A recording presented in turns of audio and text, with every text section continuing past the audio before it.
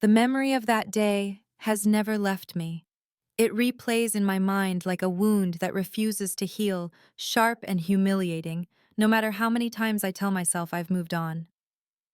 I was standing in the middle of the marketing department at Weston and Hall, the walls lined with glass offices, where colleagues pretended not to watch when my boss, Gregory Shaw, announced my firing. Not quietly, not with a shred of dignity, but in front of everyone. "Pack it later," he barked. "We need your desk free by noon. You're a distraction." The words rang out across the open floor, slicing through the clatter of keyboards, and the shallow laughter of people who weren't sure whether to pity me or distance themselves. My face burned with shame. It wasn't just the firing, it was the spectacle, the deliberate humiliation. My things were still scattered across my desk, photos of my parents, a mug with my initials, notebooks filled with late-night sketches of ideas that I had poured my heart into. He didn't even give me a moment to collect myself. I stood frozen, my body refusing to move while eyes darted away from me as though I carried a contagious disease. Some of my coworkers glanced in my direction, sympathy flickering for a second before self-preservation won out, and they returned to their screens. No one wanted to risk Gregory's wrath. No one wanted to be next. And yet, in that sea of turned backs and lowered eyes, one person noticed me. Mr. Ellis, the janitor. He was an older man, stooped with age, keys clinking at his belt like 100 tiny secrets. He stopped when he saw me standing there, broken and numb, and without a word he handed me a small brass key.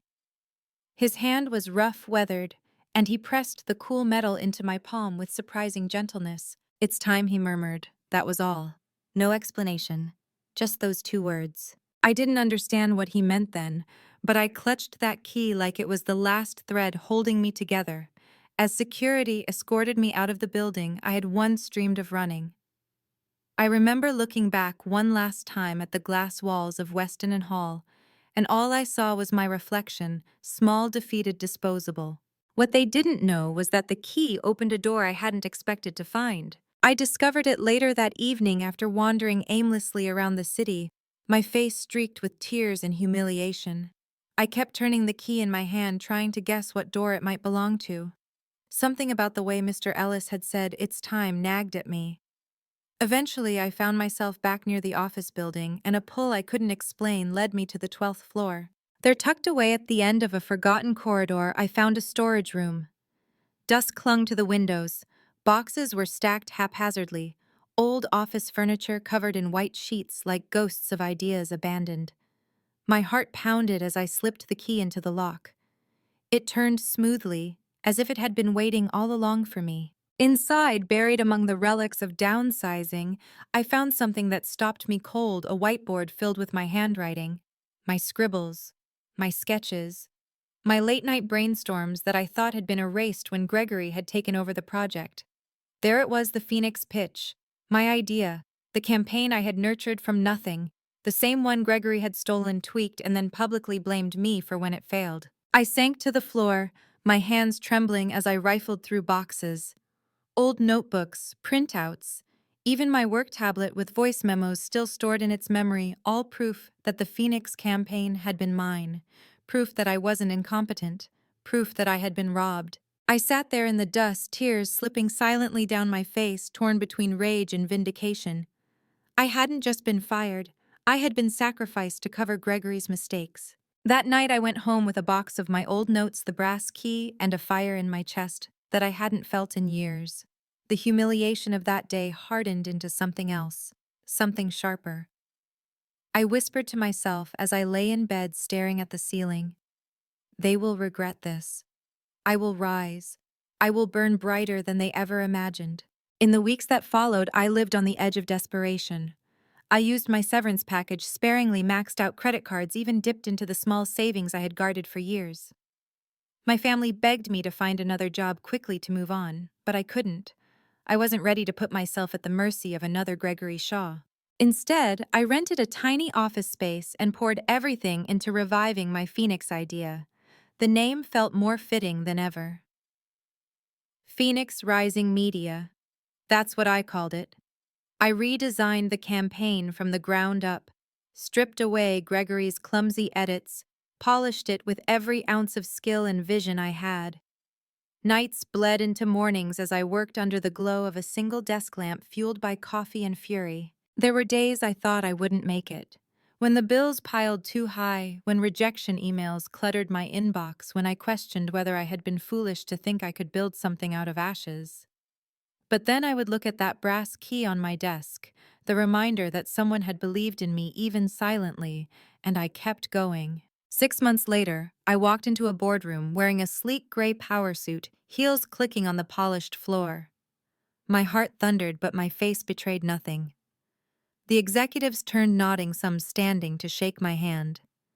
Behind me, a massive screen lit up with the logo of Phoenix Rising Media. The applause that filled the room was unlike anything I had ever heard before. I had landed 3 massive clients' companies that had abandoned Weston and Hall after Gregory's fiasco. Then 2 more followed, drawn not just by the brilliance of the campaign but by the fire behind it. My revenge wasn't loud, but it was undeniable. I had built something real, something unstoppable. And soon my company's shadow grew long enough to cover Weston and Hall itself. Success didn't happen overnight, no matter how much I wanted to believe I could leap straight from ashes to glory. In those early months, every win was followed by a setback, every signed client by sleepless nights filled with fear that it would all collapse. Yet slowly, almost imperceptibly, Phoenix Rising Media took shape. What began as my desperate grasp at survival became something larger, something powerful. I remember the first time I saw our name in print. A trade magazine had run a feature about emerging marketing disruptors. There it was in bold letters, Phoenix Rising Media. They quoted one of my early clients who praised our vision, our ability to turn stories into movements. My throat tightened as I read it again and again, tears blurring the words. It wasn't just my idea anymore, it was real. But every victory also brought a reminder of Gregory. His name haunted the industry like a ghost I couldn't escape. He continued to flourish at Weston and Hall, parading himself as the genius of their campaigns. I knew the truth, of course.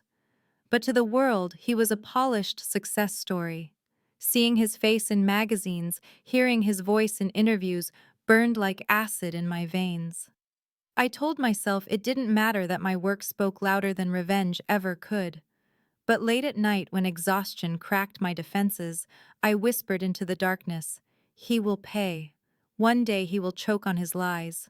It was Mr. Ellis, the janitor, who gave me my first glimpse that the day might come sooner than I thought. I ran into him 6 months after my firing outside a convenience store near the office building I once worked in. His face lit up when he saw me, as if he had been waiting. "You're shining brighter," he said, his voice soft but sure. "I knew you would." I laughed through tears, hugging him tightly. "You saved me that day," I whispered. "That key, it changed everything." He pulled back, eyes glinting with something unreadable. "The truth always finds its way out, child. Remember that." I carried those words with me like armor. The turning point came during a major pitch. A global retail brand, one Weston and Hall had been courting, aggressively invited agencies to compete for their campaign. Walking into that glass tower, I felt the air buzz with competition. I knew Gregory would be there. I dressed in black that day, sleek and sharp, a silent declaration that I wasn't the same woman he had humiliated. When I entered the waiting area, there he was, Gregory Shaw, immaculate in his navy suit, surrounded by his team. He looked up, and for the briefest second, I saw it, the flicker of recognition, then shock, then disdain.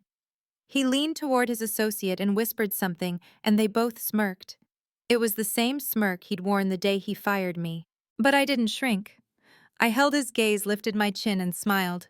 For the first time, I saw unease creep into his eyes. Our presentations were scheduled back to back. Weston and Hall went first, Gregory commanding the room with practiced charm, weaving jargon and empty promises into a shiny package. When he finished, polite applause followed. Then it was my turn. My palms trembled, but I stepped forward, and the moment I began to speak, everything else fell away. I told the story of the brand not as a product, but as a living, breathing part of people's lives. I showed visuals that pulsed with authenticity, strategies rooted not in arrogance but in empathy. My voice carried the rawness of my journey, the fire of someone who knew what it meant to be overlooked. When I finished, the silence was electric. Then came the applause, louder, longer, with murmurs of excitement passing between the executives. I caught Gregory's expression out of the corner of my eye. His smile strained his jaw tight. For the first time, he looked small. A week later, Phoenix Rising Media won the account. Weston and Hall had lost. Gregory had lost. But victory wasn't as sweet as I had imagined. That night, as my team celebrated with champagne, I felt a strange hollowness in my chest. Yes, I had beaten him in that moment, but the wound he left in me still throbbed. I realized then that revenge alone could never heal me. I needed something more. Still, fate wasn't done with me or with Gregory. 2 months later, a scandal broke. An anonymous whistleblower had leaked documents proving Gregory had falsified reports to secure a major client. The industry buzzed with the story. Weston and Hall scrambled to contain the damage, but their name was dragged through mud. I didn't gloat, though I wanted to. Instead, I watched with a quiet intensity as Gregory's empire began to crack. I thought about how he had stood over me, relishing my humiliation, never imagining his own downfall could come. One evening, as I worked late in my office, Danielle, my closest associate, rushed in with flushed cheeks. "You need to see this," she said, handing me her tablet. On the screen was a leaked video. Gregory in a drunken haze at a networking event, ranting about how he made campaigns, how he used nobodies to test ideas. My stomach clenched. He was talking about me. About my Phoenix campaign, the one he had stolen, and suddenly the industry knew. By morning, every news outlet was running the clip. Hashtags trended, clients pulled out. Weston and Hall announced an emergency restructuring. Gregory vanished from the spotlight, his name scorched with scandal. I should have felt triumphant. I should have celebrated. But all I felt was release. The war I had carried inside me for so long was over, not because I destroyed him, but because he destroyed himself. Still, I couldn't help the whisper in my chest as I closed my office door that night. Justice has a way of finding those who think they're untouchable. In the weeks after Gregory's fall, I expected to feel lighter, as though the weight of years had been lifted from my shoulders. Instead, I found myself strangely restless. Victory was mine. Yes, the world finally saw him for what he was, but the hollow space inside me remained untouched. There were mornings when I stared at my reflection in the mirror, the woman in a tailored suit with steady eyes and a company behind her, and I asked myself, is this enough? Because no matter how far I had come, the scars of that day, the humiliation of being dismissed in front of everyone, still burned fresh. Sometimes I could still hear his voice, cruel and sharp, ringing through the office, "You're a distraction." I realized then that revenge, no matter how righteous, cannot rewrite the past. It can only change what comes after. And what came after for me was Phoenix Rising Media, an empire still young, still fragile, but alive with possibility. Our office was small, tucked into the corner of a renovated warehouse, but it buzzed with energy. My team, young and hungry, believed in the mission I had carved into our walls: turn pain into power, turn stories into movements. We weren't just building campaigns, we were building proof that voices like mine mattered, that the girl they had once dismissed as disposable could lead a revolution. Yet even as we grew, Gregory's shadow lingered. Former colleagues reached out quietly, some apologizing for their silence the day I was fired. Others begged for jobs, desperate to escape the sinking ship of Weston and Hall. I listened, but I couldn't forget how easily they had turned away from me when I needed them most. Forgiveness wasn't impossible, but it was not immediate either. One afternoon, as I reviewed contracts in my office, Danielle stepped in, her face hesitant. "He's here," she said softly. My heart skipped. "Who?" "Gregory Shaw." For a moment I thought she was joking, but then she nodded, serious. "He's in the lobby, says he wants 5 minutes." I should have sent him away. I should have savored the image of him standing there, stripped of power, begging for an audience with the woman he once crushed. But something in me wanted to see him, wanted to look into his eyes and remind myself I was no longer the girl he had humiliated. When I entered the lobby, the sight of him startled me. Gone was the polished executive with the perfect tie and smug smile. He looked older, thinner, his suit wrinkled, his eyes ringed with sleepless nights. For the first time, I saw not a predator but a man undone by his own arrogance. Zafira, he said, his voice rough. Thank you for seeing me. I kept my posture steady, though my chest tightened. You have 5 minutes. He swallowed, his hands trembling slightly. I came to apologize. I was wrong. About everything. I should never have treated you the way I did. His words hung in the air, heavy and unfamiliar. I had dreamed of hearing them, but now that they were here, they felt hollow. Too late. I studied him for a long moment before speaking. Do you know what it felt like, Gregory? Standing in front of everyone, stripped of my dignity, my work stolen, my name dragged through the dirt. Do you know what it felt like to walk out of that building with nothing? His eyes glistened, though whether with shame or self-pity I couldn't tell.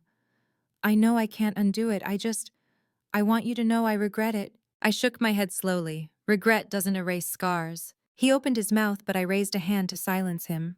I don't need your apology. What I needed was respect, and you couldn't give me that. I built it for myself. The words steadied me as I spoke them, and I realized they were true. I didn't need his remorse. I didn't need him at all. His shoulders sagged and he nodded. Then I'll go. As he turned to leave, I felt no triumph, no satisfaction, only clarity. He was no longer my enemy. He was nothing. That night, I sat on the balcony of my apartment, the brass key still resting on my desk inside, and thought of Mr. Ellis. His quiet strength, his belief in me when no one else dared. I owed him more than I could ever repay. Without his small act of faith, I might never have found the courage to rise. The next morning, I returned to the old building, now nearly abandoned after Weston and Hall's collapse. The corridors smelled of dust and loss, the once bustling offices empty and echoing. I found Mr. Ellis in his usual spot, polishing the floors with steady, patient movements. When he saw me, he smiled. I knew you'd come back. I hugged him, tears stinging my eyes. You saved me, I whispered. You gave me the key and it led me here. He patted my hand. No, child. You saved yourself. The key was just a reminder that the door was always yours to open. His words sank into me deeper than any victory could. Because he was right. Gregory hadn't created me, and he hadn't destroyed me. I had done the work, I had built the fire, I had risen. From that day on, I carried the brass key, not as a symbol of revenge, but as a promise to myself and to every person who had ever been told they weren't enough. A promise that we are more than the names they call us, more than the lies they use to break us. Still, there were nights when the loneliness crept in, when I longed for someone to share the burden with. Success, I had learned, could be isolating. But in those quiet hours, I reminded myself of the truth. I was free. I no longer lived under the shadow of someone else's approval. And that freedom was worth everything. The following year unfolded like a storm I had been preparing for all my life. Phoenix Rising Media was no longer the scrappy newcomer, it was a force. Our campaigns dominated headlines, our clients doubled then tripled, and our small office expanded into a sleek tower floor that hummed with ambition. I should have been elated. And yet every milestone came with a strange heaviness, as if some part of me was still waiting for the other shoe to drop. It wasn't until the Global Marketing Summit that I finally realized I no longer lived in Gregory's shadow. The summit was the industry's grand stage, attended by every major player, broadcast to millions worldwide. I had been invited to deliver the keynote, an honor that once seemed as unreachable to me as the stars. I remember standing backstage, palms pressed together, listening as the announcer called my name. Please welcome the founder and CEO of Phoenix Rising Media, Zafira Cross. The applause thundered as I stepped into the spotlight. For a moment, the brightness blinded me, and I felt the ghosts of my past stir: the day I was fired, the laughter of my colleagues, the sting of Gregory's words. But then I saw the audience rise to their feet, clapping, cheering, not for who I used to be, but for who I had become. I spoke about stories, not just corporate branding, but the stories we tell ourselves about who we are. I shared how I had been dismissed, belittled, betrayed, and how I had turned that pain into power. I told them that every failure carries the seed of transformation, that every scar can become a torch lighting the way forward. My voice trembled at times, but I didn't hide it.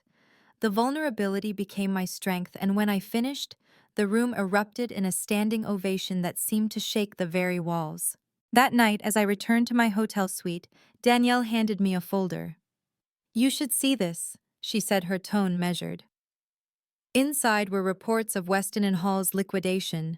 The company that once loomed over me was being dismantled piece by piece, its assets sold to competitors, its name destined to disappear.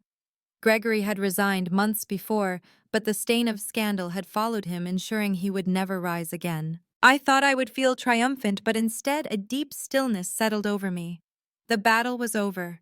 The man who had humiliated me had been erased from the industry, his power stripped away. And yet I found no joy in his destruction. What filled me instead was peace, the kind that comes when you finally set down a burden you've carried too long. A week later, I received an unexpected letter. It was handwritten, shaky, the ink smudged in places. It was from Gregory. Sapphira. "You don't owe me forgiveness, and I don't expect it. But I want you to know something. You were always better than me.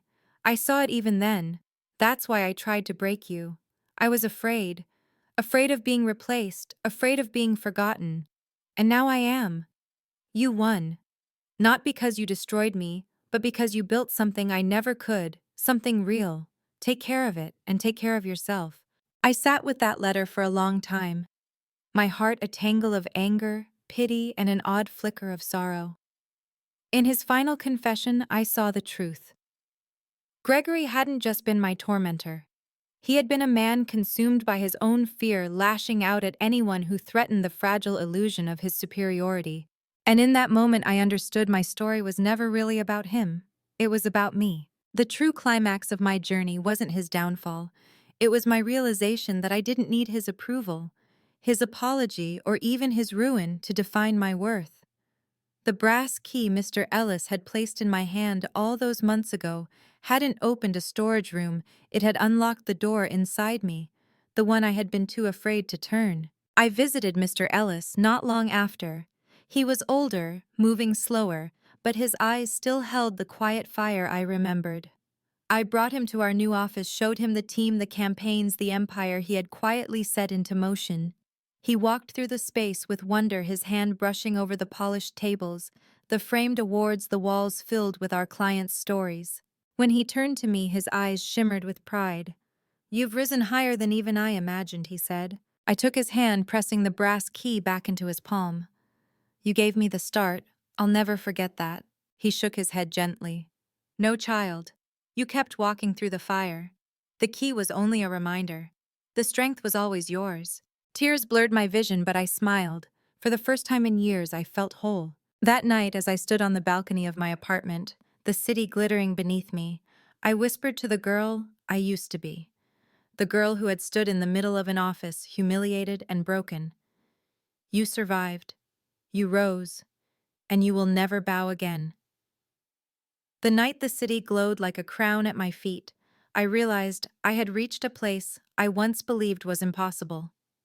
But more than the office, more than the accolades, more than the clients whose names filled the halls of Phoenix Rising Media, what I carried with me was something no one could take away: the knowledge that I was enough. Still, there were moments when the silence crept in. When the cheers faded and the meetings ended, I sometimes found myself remembering the day of my firing, the sting of it, the way people averted their eyes as though my shame was contagious. Those memories still cut, but now they no longer defined me, they reminded me. They reminded me that even in the moments of deepest humiliation, a spark can survive.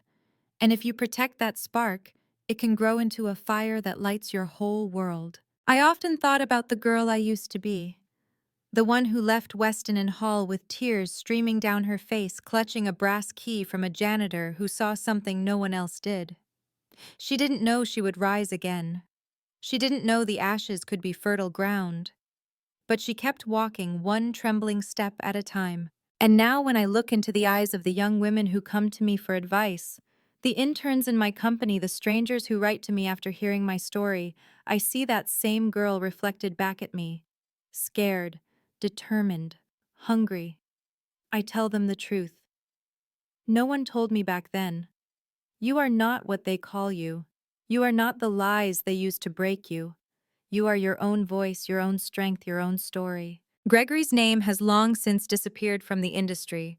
Weston and Hall is nothing but a footnote in business articles, a case study in arrogance. Sometimes I wonder what became of him, whether he found peace or if he still wrestles with the fear that drove him to cruelty. I don't hate him anymore. Hate is a chain, and I've broken free. But I haven't forgotten, and I never will, because forgetting means losing the lesson. And the lesson is this: betrayal can break you, but it can also build you. Pain can bury you, but it can also plant you. And sometimes the key to your freedom comes in the smallest act of kindness, like a janitor handing a broken woman a piece of brass and reminding her that doors can still be opened. One evening years later, I visited that old building again. The corridors were quiet now, the offices leased to new companies who had no memory of Gregory Shaw or the humiliation that once played out within those walls. But when I reached the 12th floor, I found the storage room door still there. I pressed my palm against it, remembering the dust, the whiteboard, the moment I realized my work had been stolen and my dignity stripped. I didn't cry this time. I smiled. Because that room had not been the place of my ending, it had been the place of my beginning. I turned away, leaving the past behind my heels, echoing down the corridor, like a promise to myself I will never again let anyone decide my worth. Now, when I stand before crowds, when I tell my story, I don't do it for revenge. I do it for every person who has been told they are disposable. I do it for every voice silenced by fear, every dream crushed by arrogance. I do it because I know what it feels like to be broken, and I know what it feels like to rise. So if you are listening now, if you've ever been humiliated, dismissed, told you were less than, hear me, you are not less. You are not broken beyond repair. You are the fire waiting to ignite, the phoenix waiting to rise. Thank you for walking with me through my story. If it touched you, please like this video, share it with someone who needs to hear it, and subscribe to the channel for more stories of survival, betrayal, and rising again. And I want to hear from you. Have you ever taken pain and turned it into power? Leave your story in the comments. Because in the end, this isn't just my story, it's ours, and together we rise.